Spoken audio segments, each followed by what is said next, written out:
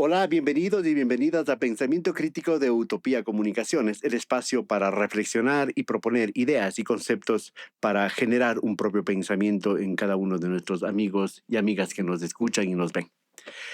Este día vamos a hablar de un tema importante, la economía. Mientras la política y lo electoral están forcejeando por su lado, ya tenemos un presidente reelecto, el señor Daniel Noboa Sin, queremos hablar y hemos invitado a un experto en economía y en tributación para hablar de este tema. El economista Mauro Tejada, analista económico y experto tributario, es subdirector general del SRI y exdirector nacional de grandes contribuyentes. Mauro, gracias por estar aquí, muy amable por venir a Pensamiento Crítico de Utopía Comunicaciones.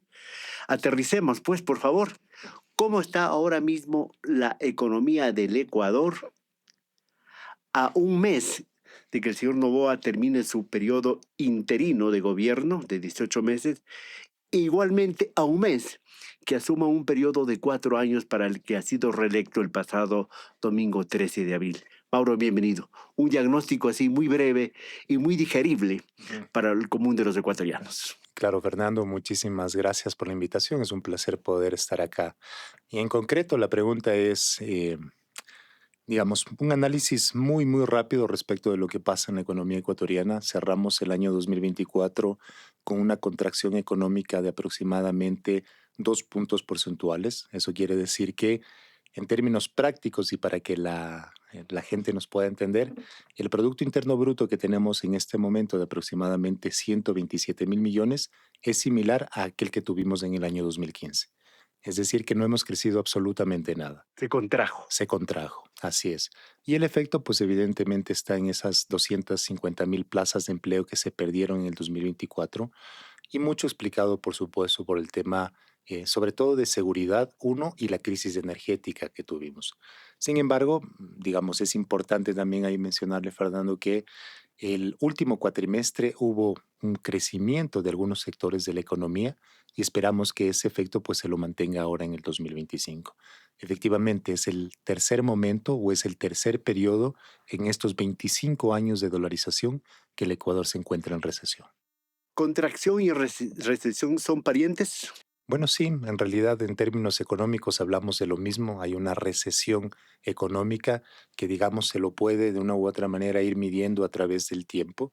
Normalmente a partir de 3 o 4 cuatrimestres, que es, digamos, el tecnicismo que se utiliza para poder evidenciar que hay una recesión económica, sin perjuicio de que en esos efectivamente haya o no haya una contracción. Entonces, desde esa perspectiva podríamos decir que efectivamente hay una contracción de la economía y que también ha tenido, pues, por supuesto, un efecto en esta recesión que estamos teniendo. El problema va un poco más atrás, ¿verdad? Más o menos desde los años de 2010, por ahí comienza el asunto, pero tiene su auge a partir del 2020, que es la pandemia, ¿sí? Así es. Luego la inseguridad.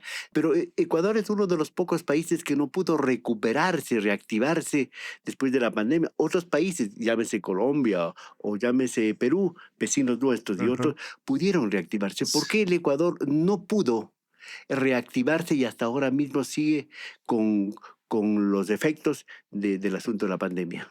Hay una explicación muy técnica respecto a eso, Fernando. ¿Por qué a otros países, sobre todo Colombia y Perú, que son vecinos, y Argentina también, pongámoslo en los ejemplos que mencionamos, por qué es tan fácil que se recuperen después de una recesión económica? Y la explicación es sencilla, porque tienen lo que denominamos en economía formación bruta de capital fijo. Es decir, tienen capacidad productiva para inmediatamente empezar a producir y que la economía justamente Diríamos que son genere beneficio. reactivos, ¿verdad? Así es, así es. Entonces tiene la capacidad para hacerlo. Es decir, tiene primero los medios de producción y tiene también el talento humano para ello. Eso implica que de manera, digamos, rápida puedan de una u otra manera generar un dinamismo diferente a lo que venían teniendo en una etapa de recesión o de contracción. Eso implica que evidentemente los números cambien de manera significativa, significativamente más rápida respecto de lo que le pasa al Ecuador. Entonces, no nos hemos recuperado del virus en el asunto económico, la pérdida de tantas plazas de empleo. Vino el gobierno del señor Lazo, que tampoco hizo bien los deberes, ¿verdad?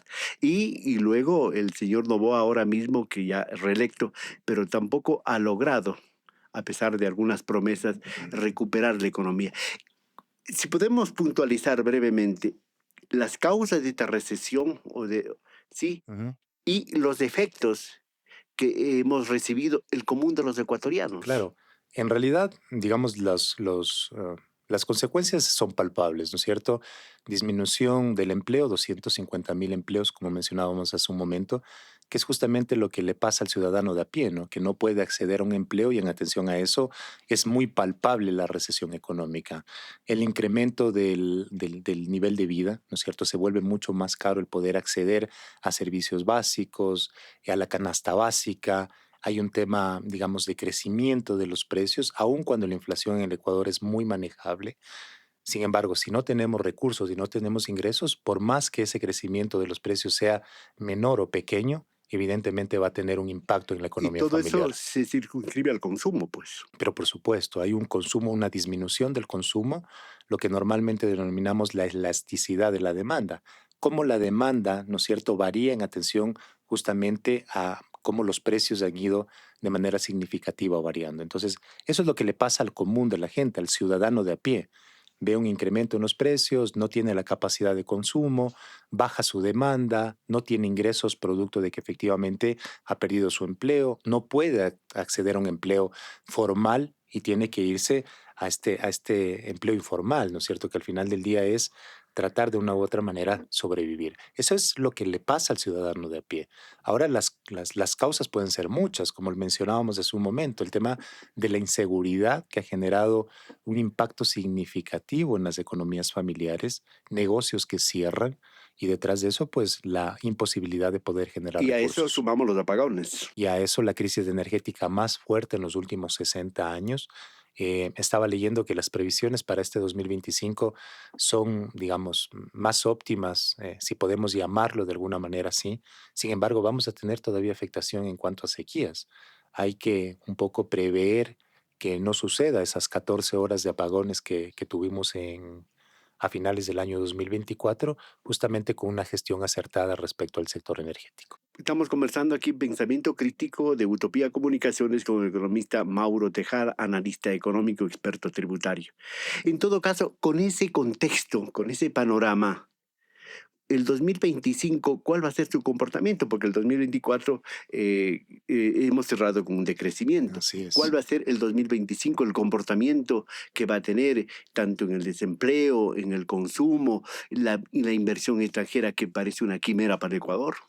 Y bueno, tomando lo último que menciona usted, Fernando, solo para hacer un comparativo, ¿qué es lo que pasa en la región?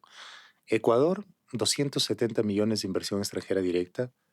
Perú, 15.000 millones de inversión extranjera directa. Y Colombia, 10.000 millones de inversión extranjera directa. No nos acercamos absolutamente en Y a nada pesar de los hacia esos problemas del valores. Perú, problemas de políticos, Ajá, ¿verdad? sí. Colombia tampoco, digamos que es una santidad. Tienen inversión extranjera. Y me parece que está explicado por dos temas fundamentales. El uno, que ya lo dijimos, la formación bruta de capital fijo, es decir, todos esos medios de producción, toda esa capacidad productiva que tienen los países vecinos y que en el eventual caso de un proceso de recesión o de contracción, automáticamente empiezan a trabajar, ¿no es cierto? Y generan empleo, producción, inversión y todo lo que implica eso. Y dos, un tema muy importante que lo hemos hablado durante muchísimo tiempo, pero que lastimosamente nos quedamos en la teoría y no lo llevamos a la práctica, el tema de la institucionalidad. Mire lo que pasa en Perú y usted hacía un muy buen ejemplo respecto del país vecino. 4 o 3 gobiernos que han caído en los últimos La años. cárcel, suicidio y tanta Sí, cosa. creo que nos quieren igualar al récord que tenemos nosotros de salida de presidentes. Pero el tema de institucionalidad en Perú es muy fuerte, ¿no es cierto? Sobre todo en 3 instituciones que es donde se sustenta la economía de Perú. El uno, SUNAT, que es el símil del SRI a Ecuador, ¿cierto? Una administración tributaria fuerte, potente, robusta, que justamente genera los procesos de control ex ante y ex post. Es decir, los hace antes de que ocurra y los hace de manera posterior cuando ya ocurrió. Entonces hay una institucionalidad fuerte en SUNAT. Dos, superintendencia de compañías, ¿no es cierto? Es una entidad muy sólida, muy fuerte, que justamente le da esa seguridad jurídica a todo lo que implica, ¿no es cierto? Sobre todo la estructura societaria en Perú. Y tres, el Banco Central. Son tres instituciones con una solidez que le han permitido a Perú, ¿no es cierto?, tener tasas de crecimiento de su Producto Interno Bruto del 6 y el 7%, a pesar de esos vaivenes políticos que han tenido Bueno, Perú. ese se suma que tiene una moneda propia, pues, Y bueno, tiene la posibilidad de devaluar y en cuando es atención a eso, pues necesario. cuando es necesario. Hay política monetaria propia. Hay política monetaria y es muy buena su apreciación, Fernando, porque sin embargo, a pesar de que en el Ecuador no tenemos esa posibilidad de la política monetaria, pero tenemos la posibilidad de la política fiscal, de la política tributaria. Y ahí es justamente donde yo digo que deberíamos, ¿no es cierto?, generar y establecer todos los procedimientos que nos ayuden hoy por hoy, ¿no es cierto?, a pensar en una reforma tributaria, pero pensada en temas estructurales, en temas de fondo. A eso iba, pero antes de aquello, ¿cuáles deberían ser las medidas inmediatas que el gobierno del señor Noboa debe asumir? Porque hay varios escenarios, ¿verdad? Medidas inmediatas, medidas mediatas y a largo plazo. Así es, Ahora mismo, para enfrentar este 2025 con alto déficit fiscal, con una balanza de pagos que siempre ha sido deficitaria así es, y con una factura muy grande de pago a gas, a proveedores y una deuda externa que nos está asfixiando. así ¿Cuáles es. deberían ser las medidas inmediatas del gobierno? No solamente pensando en lo fiscal, Mauro, sino pensando en la sociedad, en la gente, en el común, en esos 5 millones de ecuatorianos que están en la pobreza y esos cerca de 3 millones que están en la extrema pobreza. Bueno, lastimosamente no hay una receta, ¿no? Porque si fuese así, la tomaríamos, la aplicaríamos y no habría crisis económicas en ningún país del mundo. Sin embargo, cada realidad, cada coyuntura y cada economía, por supuesto, es Busca totalmente respuestas diferente. propias. Así es, así es. Entonces, a partir de ahí me parece que hay que evaluar tres elementos principales, ¿no es cierto? El primero, que está relacionado con una reforma tributaria, y ese está vinculado a un objetivo de mediano y largo plazo. Algunos elementos probablemente de corto plazo, pero ya volveremos a la reforma tributaria. Dos, tenemos en este momento, ¿no es cierto?, con el Fondo Monetario Internacional, algunos compromisos que en el camino se tienen que ir cumpliendo y uno, por ejemplo, también está vinculado a la reforma tributaria Ahí que para el hablaba. desembolso de los últimos de 300 300 millones, millones de dólares. 300, 400 Ya. millones que están en stand-by, que en realidad para el año 2025 son 1.300 millones de dólares. Ahí hay algunos compromisos, ¿no es cierto? Sin embargo, me parece que es el momento en el cual, si bien es cierto, tenemos que ordenar la casa, y eso yo siempre hago el símil con nuestro hogar, ¿no es cierto? Usted no puede salir corriendo de sus obligaciones, no puede cerrar su puerta y decir, yo no pago y se acabaron mis acreedores, no, su Pero obligación sigue estando ahí. puede darle prioridades. Exactamente, yo hago prioridades. Yo evidencio que hay componentes de esos compromisos con el Fondo Monetario que tengo que cumplirlos, por supuesto, pero los voy a cumplir paulatinamente. Mientras tanto, dame la posibilidad, ábreme, ¿no es cierto? Dame la apertura para ir trabajando temas de inversión pública. Yo soy de la idea de que el Estado tiene que invertir, por Y supuesto, no por ser keynesiano, ¿no? y no por ser keynesiano, ni mucho menos, sino porque, digamos, efectivamente puede haber una demanda agregada detrás de la inversión pública, por supuesto que sí. Sin embargo, hay que regresar a ver esos instrumentos que normativamente tenemos en este momento En los establecidos. últimos años se descuidó aquello, ¿verdad? Se descuidó la inversión pública, pero vemos que en enero, febrero y marzo el mismo presidente Noboa ha elevado a casi el seis por Por el asunto ciento electoral, esa ¿ah? inversión. Pero bueno, Ahí indistintamente está, de pero eso, sí, ahí está, que es lo que, digamos, en economía y desde esa perspectiva podemos evaluar. Y claro, eso tiene un impacto directo, por supuesto, en el territorio, porque si usted hace una carretera, porque si usted hace un hospital, porque si usted hace una escuela y contrata mano de obra, eso se va a ver reflejado en la hay un economía familiar. encadenamiento, pues Pero al por fin y al cabo. supuesto, todo el clúster, todo el proveedor detrás del proveedor, ¿no es cierto? efectivamente tiene un impacto positivo en la economía. Entonces, me parece que es el momento de repensarlo, sentarse con el Fondo Monetario y decirle, sí, yo sé que tengo que cumplir mis obligaciones, mis compromisos, pero también dame la posibilidad y la pauta de ir trabajando en esto. Yo digo, en la economía no hay que inventarse el agua tibia, perdón que use este término coloquial, pero mire lo que pasó con Portugal y lo que pasó con Grecia. Grecia. Grecia hasta ahora no sale de su recesión económica. Son aproximadamente 20 años que sigue con recesión económica, desde el 2002. Portugal le tomó 3 años, justamente con estas políticas de inversión pública, ¿no es cierto?, donde de una u otra manera con el sector privado llegaron a generar proyectos en Entonces, ahí conjunto. nosotros tenemos que ser muy responsables en eso de que hay que reducir el aparato estatal, que está obeso, mandar a la gente a la calle. No, O sea, no. simplemente ese tipo de política no A funciona, veces pues. queremos ser más papistas que el Papa, ¿no es cierto? Entonces escuchamos que lo mejor es el libre mercado y que el sector público tiene que ser lo más pequeño posible y un sinnúmero de cosas. Sí, está bien, pero eso está bien para Noruega, pues. Está bien para Finlandia, para Dinamarca, pero para Ecuador y las economías latinas no funciona así. Lo que yo digo es, lo que usted tiene que hacer es optimizar el recurso humano en el sector público. Por supuesto que hay una burocracia que probablemente no está haciendo lo que debe hacer Habrá totalmente. que hacer ingenierías, qué sé yo, Exactamente, por supuesto. Pero el 80% de ese sector público son policías, militares, salud, salud, educación. educación. Deje ese 80%.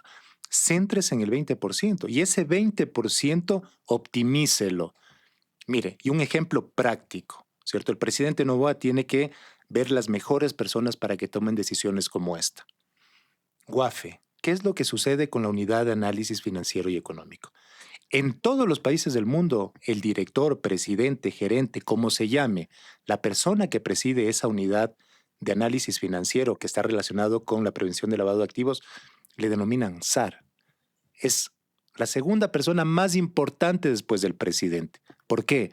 Porque su labor es totalmente Y, encomiable, pues. Mauro, y aquí lo que pasa es que se reduce el presupuesto y el personal. Es increíble. Exacto. Entonces, ¿qué digo yo? Si usted tiene que ponerle, ¿no es cierto?, todas las El balas a esa cascabel al institución. gato Así de es. la corrupción, de lavado, todo ese Exactamente. tipo de cosas. Sí, es una institución nova, novísima, que probablemente las personas que están adheridas, no todos tienen el conocimiento, digamos, fuerte, unas sí, otras no, pero es como, al ser una institución novísima, evidentemente todavía está aprendiendo, pero vaya a verificar la gente en el SRI, pues.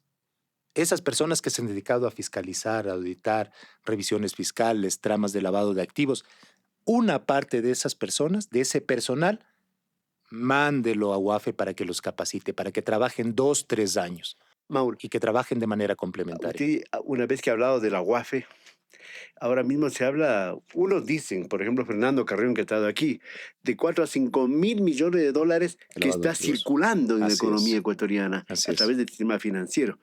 Si nos vamos a lo que dijo el presidente de la República y el embajador de Italia, que dijo son 30 mil millones de dólares, en verdad, ¿esta economía sucia está manteniendo nuestra economía, Mauro? El presupuesto del Estado actualmente, Fernando, son 37.000 millones de dólares. El momento que escuchamos la cifra de 30.000 implica que hay una economía dual en el Ecuador, pues casi nos acercamos al mismo presupuesto del Estado. Entonces, Un presupuesto paralelo. un presupuesto paralelo. Entonces, me parece que estos estudios más bien serios, como De lo Fernando. mencionaba de Fernando, por ejemplo, de 4.500 millones aproximadamente de dinero que se encuentra en las instituciones financieras, justamente producto del lavado de activos y de lo que se genera a través del narcotráfico, sobre todo, ya es una cifra como más Digerible. digerible. Si 30.000 millones a 4.500, pues por supuesto hay una diferencia abismal. Y ahí está justamente, y guarda mucho relación con la evasión y elusión tributaria, 6.500 millones de dólares, ¿no es cierto? Son cifras que se complementan. Pero hay instituciones que deben dedicarse de manera expresa a esto, como es WAFE. Sin embargo, considerando que es una institución nova, ¿cierto? Que su gente todavía está en proceso de aprendizaje, pues oiga, regresa a ver aquellas instituciones y organismos de Que control les que le pueden dar pueden el abastecer. soporte, pues. Superintendencia de compañías, servicio de rentas internas y para hacer proyectos o mediciones, pues regresa a ver el Banco Central. Hay muy buenos técnicos. Entonces, yo digo, no es la decisión votarlos, no pasa por ahí. Es más bien un tema de Saber gestión. aprovechar esos conocimientos, Exactamente, exactamente, experticias, pues. exactamente.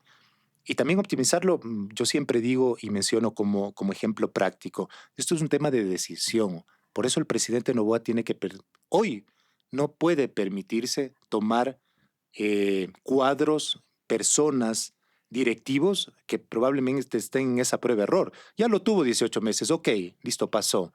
Hoy, Y para este hacer una periodo, pasantía, diría, ¿no? exactamente. Hoy, si en verdad queremos hacer un cambio, porque tiene la oportunidad de hacerlo, en regresar a ver los mejores cuadros, las mejores ¿Y por qué ya personas. no tendría que inculpar, pues? Porque él mismo se está Así es. promocionando para el nuevo periodo. Vamos a lo tributario, que es el fuerte de mi invitado Mauro Tejada.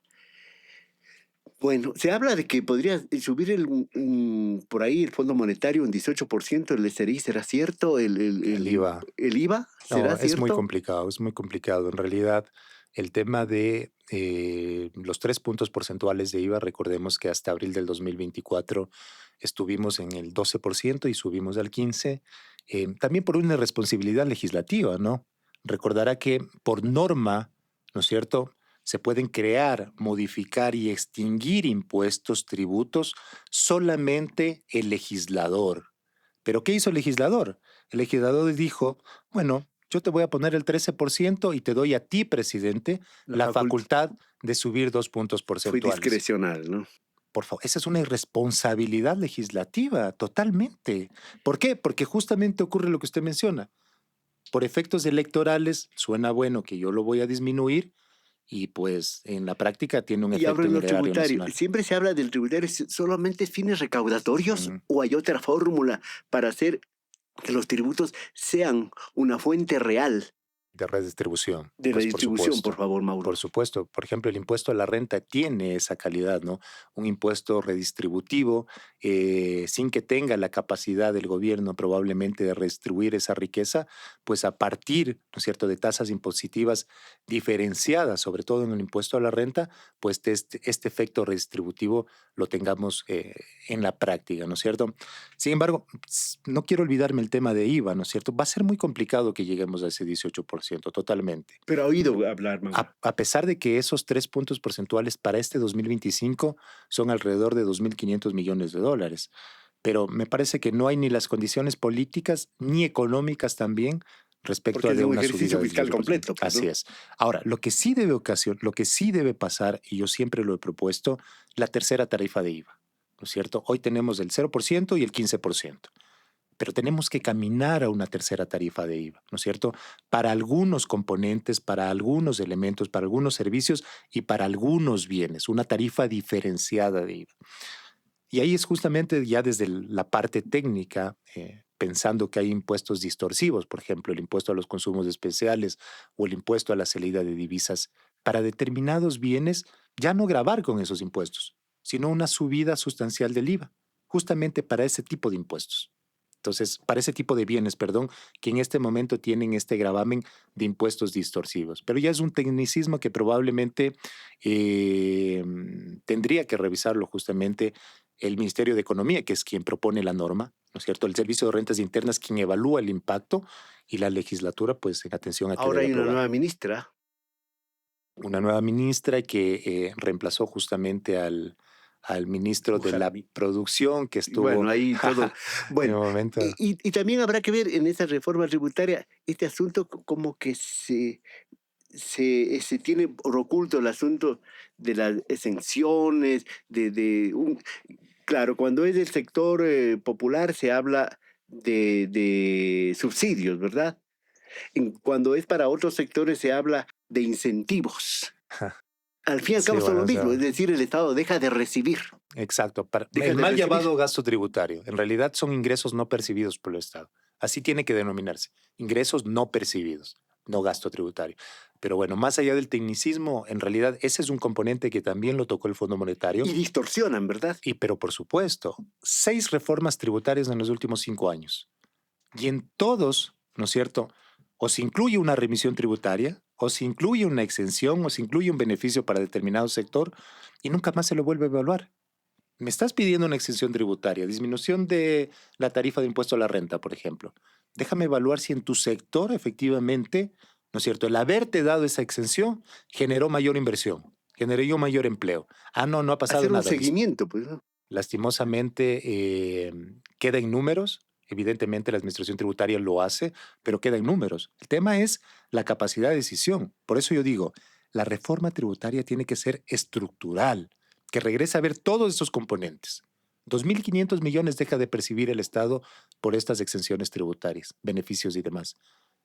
Yo digo, ¿el Estado puede permitirse dejar de percibir esos 2.500 millones? Estoy de acuerdo.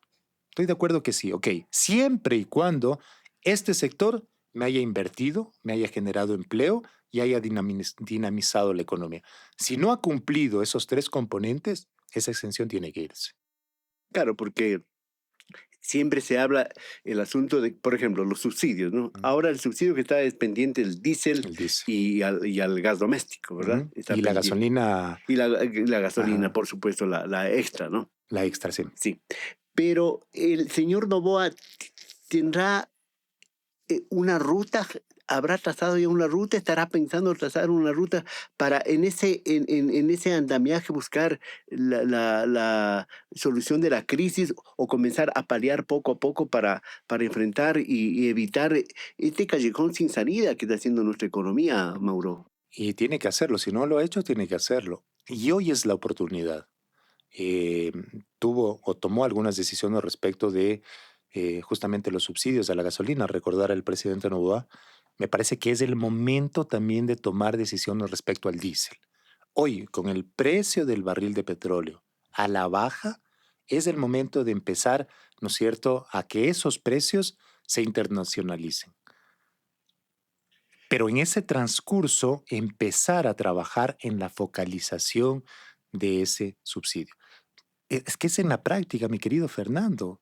Muchos de los subsidios que nosotros podemos o que el gobierno puede dar, lastimosamente no le está llegando a usted, no me está llegando a mí, le está llegando a quien no debe llegarle. Entonces, a veces cuando, digamos, lo pensamos desde la retórica teórica de que el subsidio por sí, que quitarme el subsidio va a ser perjudicial para mí, créame que hay casos en los cuales el subsidio que nos está dando el Estado y que lo estamos pagando todos los contribuyentes, ¿no es cierto?, no está llegando a quien tiene que llegar. Ese subsidio tiene que ser focalizado. Transportistas, los transportistas interprovinciales. Pero eso Eso, quita votos, pues.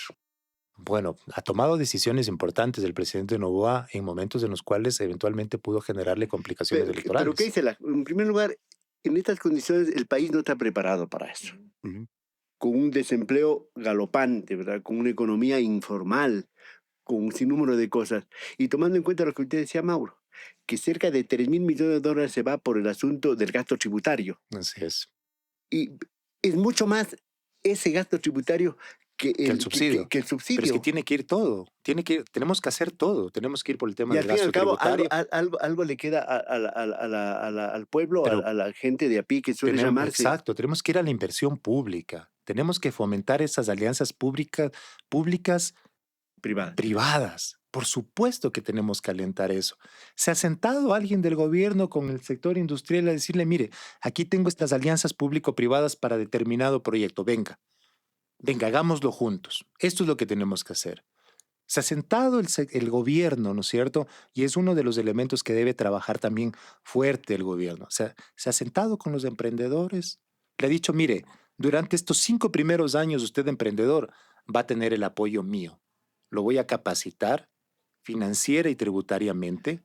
Le voy a dar la posibilidad de que gestione de manera correcta su emprendimiento y en 5 años no le voy a molestar. ¿No es cierto? En 5 años usted dedíquese a generar riqueza. Eso tenemos que pensar. Esos son los temas Porque prácticos hay una ley del emprendimiento. de emprendimiento. Pero siempre se busca, dice, las zonas francas. Si no se puede hacer funcionar esa alianza público-privada, Privada, sí. buscando otra Sí, cosa. yo creo que hay que regresar a ver a esa economía familiar, ¿no es cierto? Y tal vez ahí también importante hablar del tema laboral, Fernando. Lastimosamente, y eso creo que es una mea culpa de, no todos, pero sí de algunos empresarios, de cómo la mala utilización de esas ventajas que se pueden tener en el ámbito laboral ha hecho que las personas en su conjunto, ¿no es cierto?, cuando escuchan el tema de reforma laboral y todo lo demás, piensen que va a pasar algo mal. Y el asunto de de la ley humanitaria fue terrible Así es, exactamente. Los contratos justamente, hasta ahora. hasta ahora, bueno, ya no existen, ¿no? Ya, Pero parece que ya están prohibidos. hay vivísimos también, Sí, sí, Mauro. pero mire cuánto tiempo pasó y todavía seguíamos con esos contratos. Entonces, la persona de a pie evidentemente dice, pero mal utilizan. Sabía que era un tema específicamente para una condición, para un momento, pero lo siguen utilizando. Entonces, tal vez eso ha generado que cuando escuchamos el tema laboral, automáticamente tengamos una negativa. Pero en la práctica, Fernando, en la práctica, yo soy un emprendedor, ¿no es cierto? Entonces, yo voy a ponerlo desde mi perspectiva y lo que me ha pasado. Yo tengo mi firma de asesoría tributaria. Yo, evidentemente, al empezar en este gran mundo de la asesoría y los recursos que todavía van a ser limitados, yo voy a contratar pues probablemente a mi primo que es abogado, a mi sobrina que es contadora, a mi cuñado que es tributario, es decir, a ese entorno cercano. Pero ese entorno cercano lastimosamente no lo puedo contratar al 100% y lo quiero contratar por determinadas horas. Yo creo que si la consulta lo hubiésemos manejado o se lo hubiese manejado desde esa perspectiva, es decir, para los emprendimientos, y en atención a eso, la posibilidad de contratar por horas. Créame que uno como emprendedor lo quiere hacer, pues, por supuesto. Porque lamentablemente hay empresarios y empresarios, Sí, ¿no? por eso digo, vamos en partes, vamos por partes. Vamos al emprendedor. Listo, al emprendedor le voy a dar la posibilidad de que contrate por horas. ¿Por qué? Porque es una contratación familiar, porque está el sobrino, la hermana, el cuñado, lo que fuese. Creo que No, podemos ir viendo Mauro, vamos elementos ahí terminando. importantes. Usted maneja un consorcio de asesoría tributaria. A sus asesorados, usted les recomienda que paguen los impuestos. Totalmente, siempre. Es mejor, yo digo, siempre es mejor tenerlo de amigo al fisco, ¿no es cierto? Evidentemente hay que hacer una planificación pensada, por supuesto, que genere un ahorro fiscal, pero siempre dentro del ámbito legal, por supuesto que sí. Usted fue director nacional Grandes contribuyentes, sí. de grandes contribuyentes. Me imagino que usted les conoce a todos y sabe sus comportamientos. ¿Qué puede Ujú, decir? ¿Por qué no se le cobra, por ejemplo, se habla de 93 millones de dólares ahora mismo de una deuda en firme del ujú, Grupo Novoa? A ver, usted que estaba adentro, ujú. ¿pudo cobrarlo? ¿Por qué no lo cobró? Bueno, a ver, recordemos que, y creo que ese fue de los últimos cambios estructurales que tuvo el SRI, la creación de la Dirección de Grandes Contribuyentes. Porque antes los procesos de control, de revisión, de seguimiento, de auditoría, de fiscalización eran igual para todos. Para Fernando, para Mauro, para el gran contribuyente era lo mismo. Pero en la práctica no ocurre eso, pues en la práctica ocurre que los 500 Se grandes categoriza, contribuyentes, pues, ¿no? pero por supuesto, si los 500 grandes contribuyentes abastecen el 53% de la recaudación y usted tiene recursos humanos limitados, ¿en dónde tiene que ponerlos? ¿En los 7 millones de contribuyentes que le generan el 47% de recaudación o en los 500 del Hay que ir a la 53? pechuga, pues. Exactamente, exactamente. Entonces creo que es uno de el último cambio estructural que tuvo el SRI, ¿no es cierto? Categorizar y estratificar y poner, como usted dice, ¿no es cierto? El condumio, ir al condumio, en donde está evidentemente el recurso como tal. Y a partir de ahí, pues, se estructuró esta dirección de grandes contribuyentes y un proceso de control diferenciado, diferente. Tan diferenciado, Fernando, que hay contribuyentes buenos, hay contribuyentes que cumplen, ¿no es cierto? Y hay un tema de gobernanza corporativa. Y la decisión de ellos es muy simple. Yo pago los impuestos que debo pagar porque tengo un tema reputacional detrás mío. Yo no me la juego. Una imagen hasta familiar, ¿no? Exactamente, una imagen familiar, corporativa. Yo tengo que pagar lo que tengo que pagar, Eso se pues. construye, pues. Pero por supuesto, usted con una decisión puede Bueno, votar. y yo y digo, ¿qué pasa con los Novoa? Claro, entonces, esta obligación o estas obligaciones de exportadora Novoa venían desde años atrás, ¿cierto? Y cuando llegaron a grandes contribuyentes, pues exportadora Novoa ya no era parte de grandes contribuyentes. ¿Por qué? Porque durante todo ese camino que se generó Optaron por como, estrategias. bueno, Hay ya estrategias, en la ¿no? verdad, estrategias, por supuesto, de planificación, pero más que estrategias en el caso en particular, es que la empresa ya no tenía de dónde pagar. Hay estrategias evasivas, Bueno, economista. más que evasivas, hay temas de planificación fiscal. El tributo se lo tiene que pagar sí o sí. Lo importante es saber cuándo se lo debe pagar en atención a cómo está escrita la norma. Por eso es un tema de planificación fiscal. Usted sabe que debe pagar utilidad, tiene que pagar el impuesto a la renta sobre la utilidad generada y eso no va a cambiar. Sin embargo, como parte de este pago, usted puede, digamos, diferir ese pago en atención a estas En Buen estrategias de Romance me planificación. está diciendo mi invitado Mauro Tejada que es incobrable esos 93 millones de dólares al Grupo Novoa. Bueno, es incobrable desde el sentido de que los bienes o los recursos o los patrimonios sobre los cuales se puede saldar dicha obligación ya no existen. ¿Por qué? Porque fueron justamente utilizados para dimitir la deuda, una de las deudas que tenía exportadora Novoa. Lo que queda hoy es justamente ese remanente respecto de otras obligaciones tributarias sobre los cuales la administración tributaria, al haber agotado todos sus mecanismos y herramientas, ¿no es cierto?, ya no pudo generar el cobro de dichas obligaciones. En el ámbito tributario murió, que es la parte que yo conozco, ¿no es cierto?, que es justamente el tema impositivo. ¿Por qué? Porque todos los recursos, los patrimonios, los activos que podían o pueden dirimir esa obligación ya fueron en su momento secuestrados, ya fueron retenidos, ya fueron asumidos por parte de la administración y en ese momento aplicados a una En obligación. un momento determinado no hubo vista gorda para cobrar cuando podía haberse cobrado. Yo me atrevería a decir que no. Yo me atrevería a decir que no porque en realidad cuando se generaron todos los procedimientos para el cobro de esas obligaciones, se regresaron a ver todos los patrimonios habidos y por haber.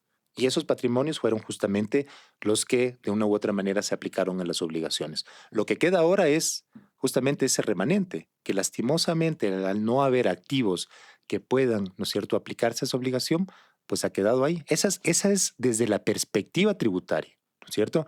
Porque desde la perspectiva tributaria hay un procedimiento para el efecto.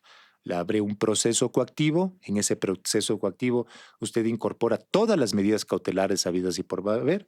En ese momento, ¿no es cierto? Prohibición de salida del país, secuestro de bienes, retención de fondos en instituciones financieras, todo, tanto para la sociedad exportadora Novoa como para el representante legal de la fecha. Todo eso es un procedimiento Una reglado. perspectiva tributaria y perspectiva político-ética, ¿existe o simplemente se me ocurre a mí?